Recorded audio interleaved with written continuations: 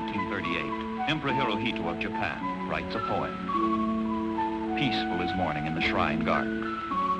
World conditions, it is hoped, will also be peaceful. The Imperial poetry mirrors the Japan that most of the world wants to know. A picturesque land where nature is arranged in graceful patterns, and where people are arranged around the patterns.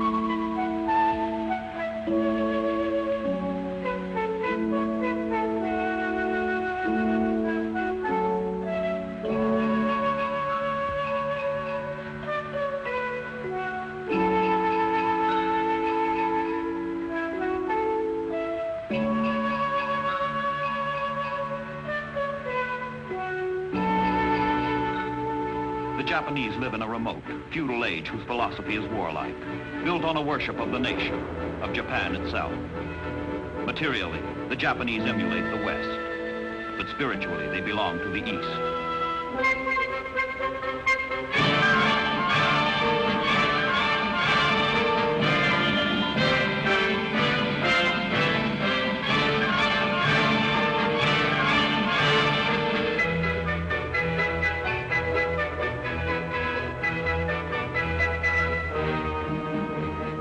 Hirohito receives the homage of his 73 million subjects, not as poet of peace, but as warrior god, as both priest and emperor. He is Heika Denka, sublime majesty. He is Tenshi-sama, son of heaven. He is destined by divine right to seek domination of all the world.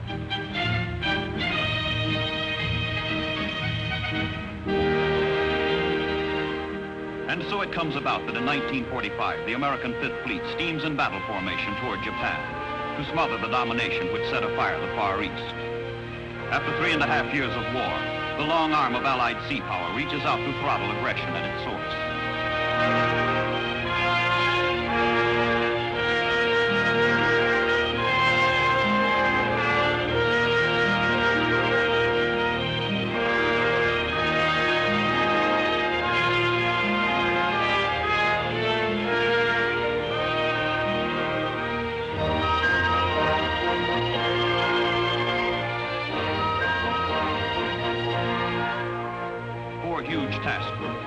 1,500 ships, 550,000 sailors, coast guardsmen, soldiers, marines, all under the command of Admiral Spruance. An assault as large as the Normandy invasion is bearing down on the island of Okinawa, 300 miles south of the Japanese home islands, 6,000 miles from continental United States. What the Japanese once thought to be impossible, what the Allies hardly dared hope, is about to become reality.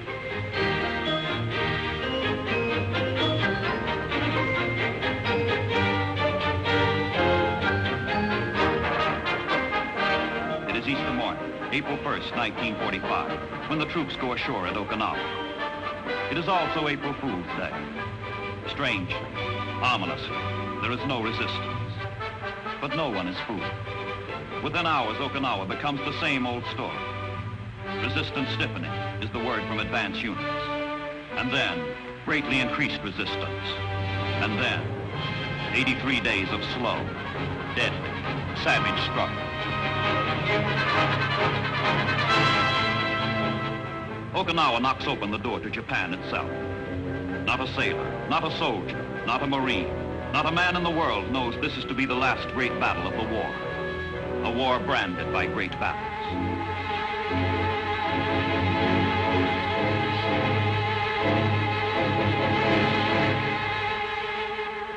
Tokyo. The Japanese government meets an emergency session. The government knows Okinawa is a smoldering beacon of coming defeat. The government knows it must rally the people in a last desperate effort to stave off collapse. Propaganda gives way to harsh, intolerable truth. The Japanese sun is setting.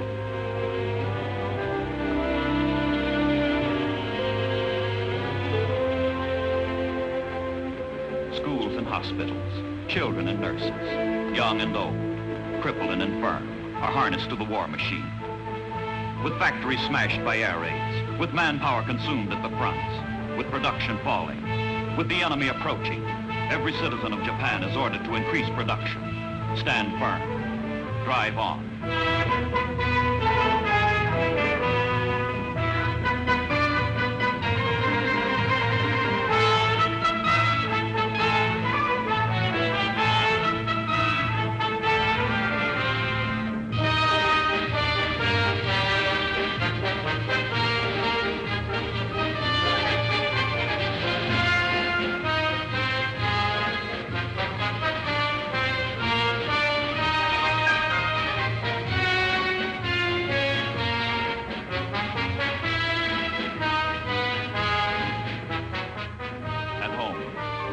desperation. At the fronts, fanaticism. The army is isolated, the air force broken, the navy sunk. But one group is left to save Japan, the Kamikaze. Pilots pledge to crash themselves and their planes into enemy warships. The Japanese raise suicide to the status of a military tactic.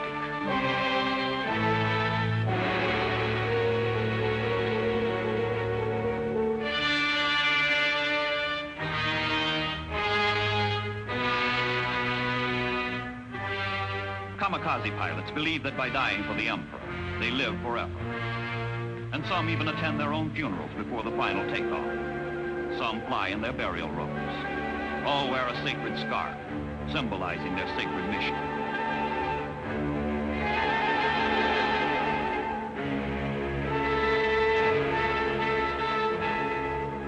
The pilots take their final vow. I am determined to destroy with my own body the enemy craft that menace our holy soil. I shall strike without returning.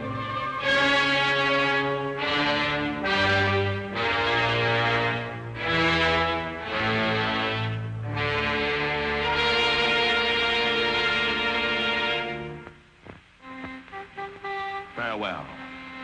We shall meet at the Yasukuni Shrine.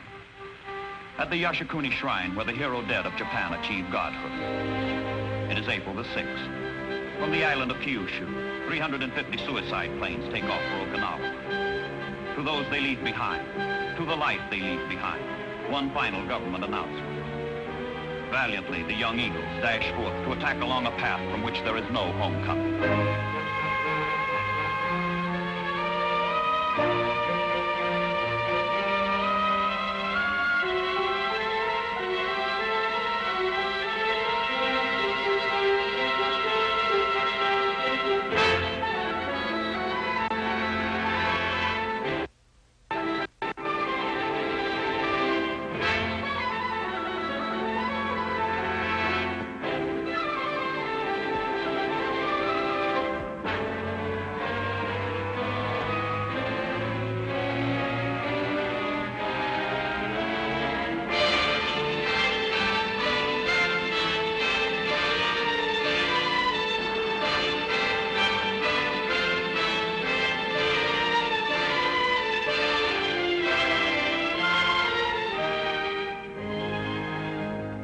Spread far and wide around and around Okinawa. Scores of ships are destined to fall victim of suicide attack before the Kamikazes have done their worst. Around the fleet, around the island, radar pickets are ringed. Watchdog destroyers, whose mission it is to detect oncoming Japanese planes, plot their course, speed, and range, and alert the bigger boys. From the destroyer picket line go out the first warnings of the long, racking, nerve-shattering ordeal of the fleet at Okinawa.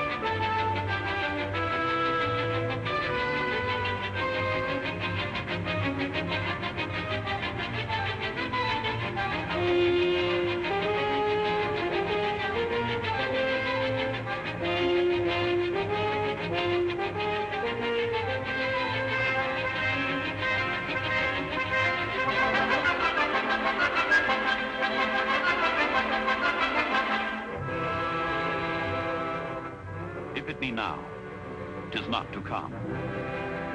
If it be not to come, it will be now. If it be not now, yet it will come. The readiness is all. The fleet is ready. But one method, and only one, can stop the Kamikaze. Shoot him down before he has a chance to crash himself against a ship. American pilots pit courage and skill against the self-destroying frenzy of the Japanese.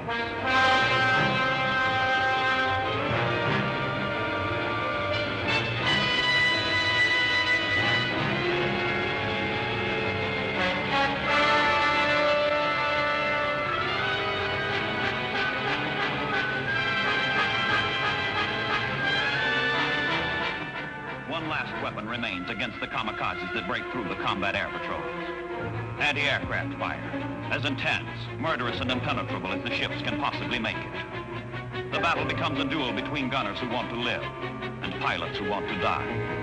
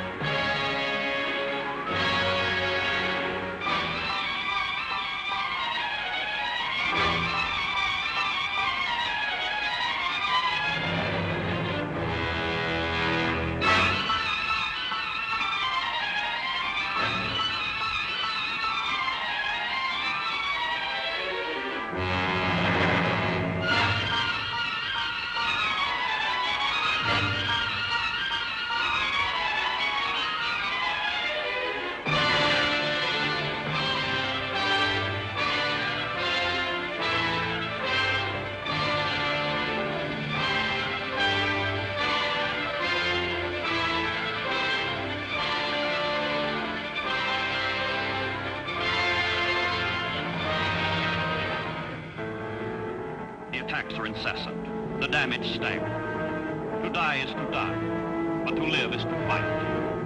And the fleet that came to stay fights and lives and stays.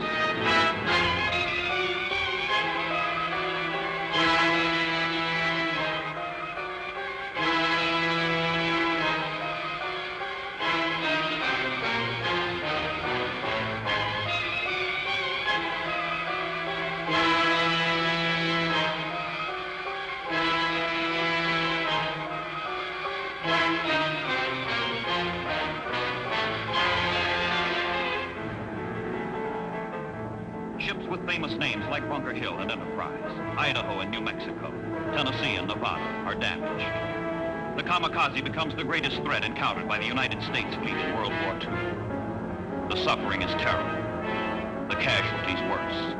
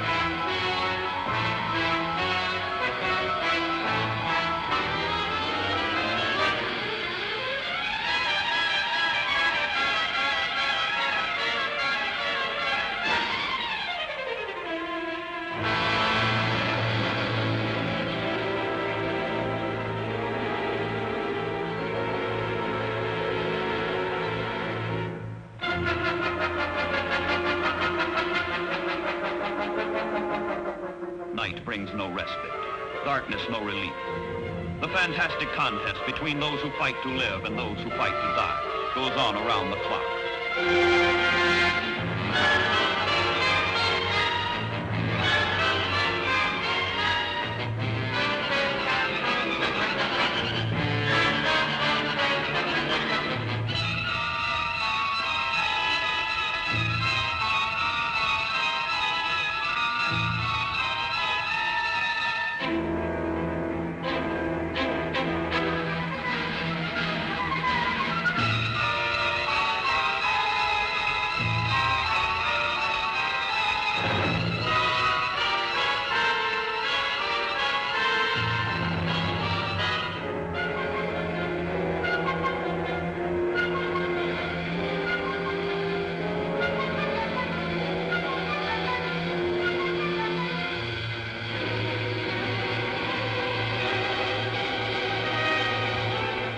This was the opportunity the Japanese had been waiting for. The Kamikaze pilots would trade a plane for a ship, trade suicide for glory. But the ships carry on.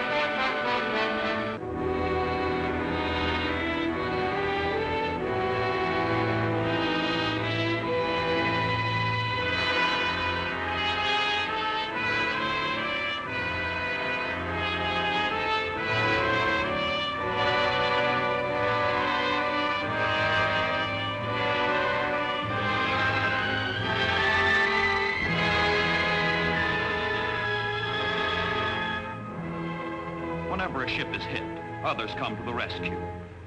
The risks of death are great, but the determination to save a shipmate is greater. Hundreds of sailors are trapped below. Others, hemmed in by flames, escape over the side.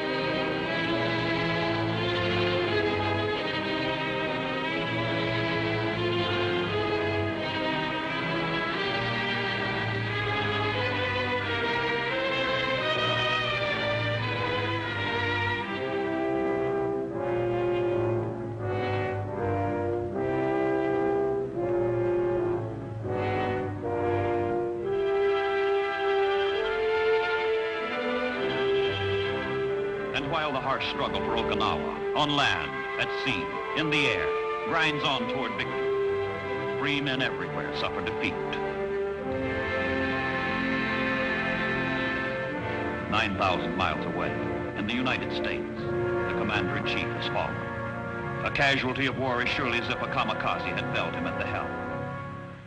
Franklin Delano Roosevelt, defender of democracy, foe of tyranny, architect of victory, is dead.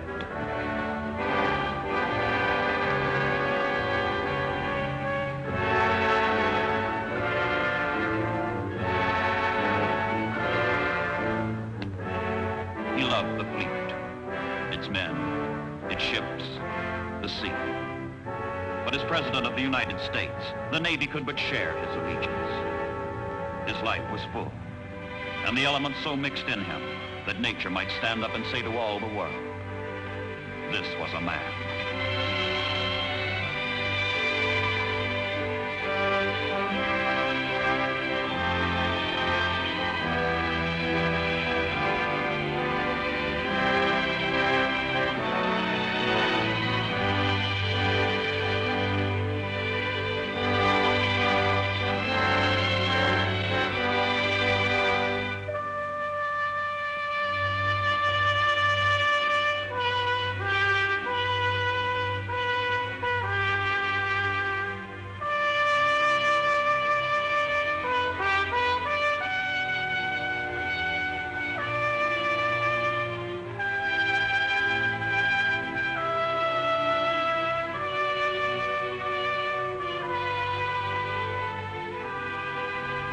And at Okinawa, 1 out of every 7 naval casualties in World War II result from the fight for Okinawa.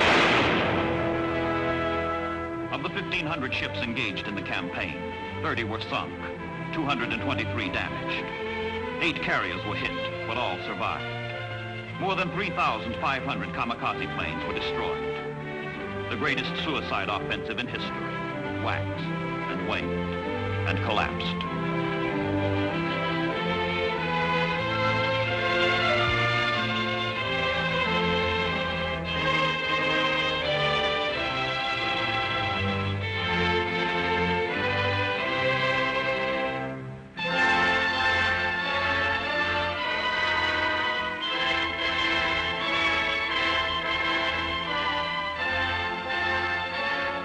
If the sailors at Okinawa bled, so did the soldiers and Marines ashore.